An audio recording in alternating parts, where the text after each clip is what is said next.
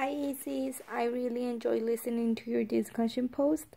A comment that you made that really caught my attention was how more lead, there needs to be more lead in someone's body in order to show symptoms.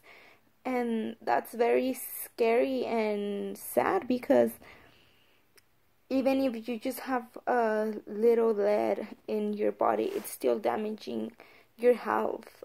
But symptoms are not showing because not enough lead is in your body, but it's still there. And also, I also found interesting that there are schools with harmful chemicals that are affecting children, and not only children but every person, all the staff that it's in that school. Like you said, in Mexico there are a lot of schools that are really old, and children should not even be attending anymore just because of how old they are, and because of and most of that it's because of how there's not enough money in order to build new schools, so they're using what they have. Also, with a comment you made about what was it, on how not how sad it is that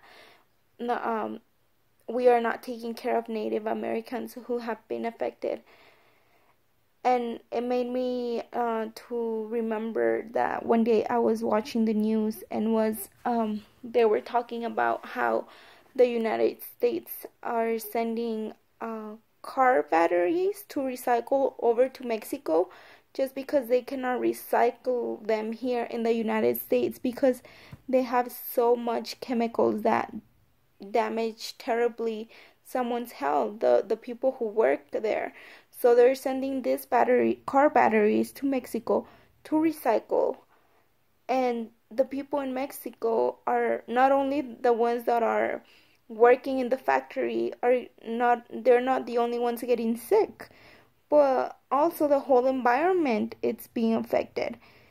And it is just sad that what can be done here, they are sending it over to another country, and that country it's being affected. And sometimes those countries do the job just because they need the job, they need the money in order to survive.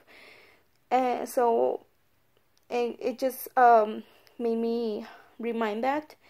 And also, like you said, there are even baby bottles that contain harmful chemicals that can affect their health, and many people might not be aware of that, and it is important for them to know what they are exposing their children to.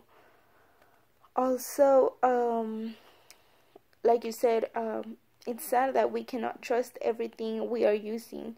For example, I also read that some toys, plastic toys, many of the toys are made of plastic. They can be harmful, something that we might want to cause our children happiness with buying them a toy, and in reality we might be affecting their health.